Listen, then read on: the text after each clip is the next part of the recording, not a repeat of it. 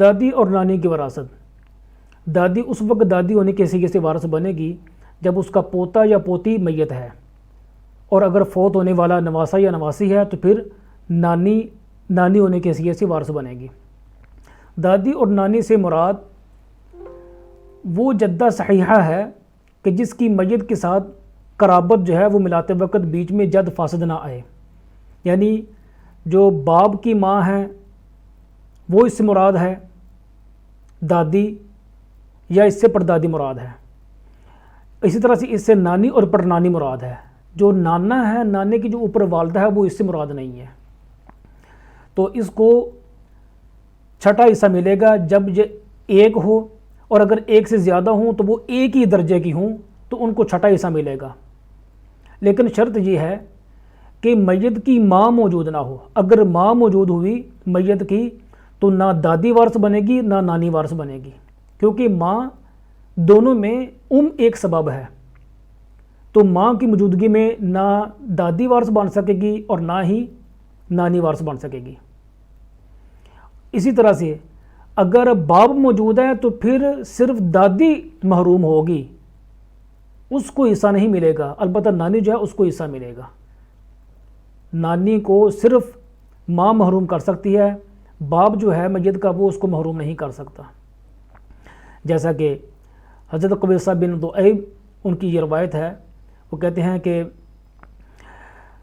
حضرت ابو بکر صدیق رضی اللہ تعالیٰ عنہ کے پاس ایک عورت آئی جو کہ دادی تھی یا نانی تھی، تو اس نے اپنا حصہ پوچھا، تو حضرت ابو بکر صدیق رضی اللہ تعالیٰ عنہ کہنے لگے کہ قرآن و سنت میں مجھے آپ کا حصہ نہیں نظر آیا، میرے علم کے مطابق آپ کا کوئی حصہ نہیں ہے، آپ چلی جاؤ، میں اپنے دوستوں سے صحابہ سے دریافت کروں گا، پھر آپ کو بتایا جائے گا۔ حضرت مغیرہ بن شعبہ رضی اللہ تعالیٰ عنہ بیان کرتے ہیں کہ میں نبی کریم صلی اللہ علیہ وسلم کے پاس موجود تھا، تو آپ نے ایسی عورت کو جو دادی یا نانی ہے اس کے لیے یعنی جدہ کے لیے چھٹا حصہ مقرر کیا تھا۔ تو حضرت ابوبکر صدیق رضی اللہ تعالیٰ عنہ کہنے لگے کیا آپ کے ساتھ کوئی اور موجود تھا؟ تو محمد بن مسلمہ وہاں موجود تھے، انہوں نے کہا کہ میں موجود تھا اور نبی کریم صلی اللہ علیہ وسلم نے یہی فیصلہ کیا تھا۔ تو حضرت ابوبکر صدیق رضی اللہ تعالیٰ عنہ نے وہی فیصلہ کر دیا، اور جب حضرت عمر رضی اللہ تعالیٰ عنہ کا دور آیا تو جو جدہ ہے وہ آئی، اسی میت کی جو دادی ہے وہ آئی، تو اس نے اپنا حصہ دریافت کیا، تو حضرت ابو عمر رضی اللہ تعالیٰ عنہ نے کہا کہ آپ کا حصہ وہی ہے، یعنی اسی سے اپنا آدھا حصہ لے لو، آپ کا کوئی نیا حصہ نہیں ہے۔ دوسری صورت یہ ہے کہ یہ محجوب ہو جاتی ہے، اس کو حصہ نہیں ملتا۔ کب؟ پہلی صورت یہ ہے کہ اگر میت کی والدہ موجود ہو، جیسے کہ پہلے بھی ذکر کیا، میت کی والدہ موجود ہو تو دادی اور نانی سب محروم ہو جاتی ہے، محجوب ہو جاتی ہیں، کیونکہ سبب ایک ہی ہے۔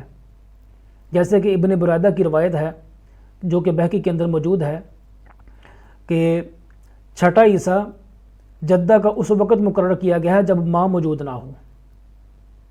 اسی طرح سے میت کا باپ موجود ہو تو صرف دادی جو ہے وہ محجوب ہو جاتی ہے۔ حضرت علی رضی اللہ تعالیٰ عنہ اور حضرت زید بن ثابت کا اسی بات کے اوپر اتفاق ہے کہ وہ باپ کی موجودگی میں دادی کو محجوب کر دیتے تھے۔ اسی طرح سے دادا موجود ہو تو اس سے اوپر والی جو دادیاں ہیں جو جدہ صحیحہ ہوگی وہ بھی محجوب ہو جائیں گی، یعنی دادا موجود ہے اور اس کے واسطے سے جو آگے والی دادیاں میت کی وارث بن رہی ہیں تو اس واسطہ کی موجودگی میں وہ جو دادیاں وہ محروم ہو جائیں گی۔ اور چوتھی صورت یہ ہے محروم ہونے کی، جو قریبی جدہ ہے وہ بعید والی جو جدہ ہے اس کو محروم کر دے گی۔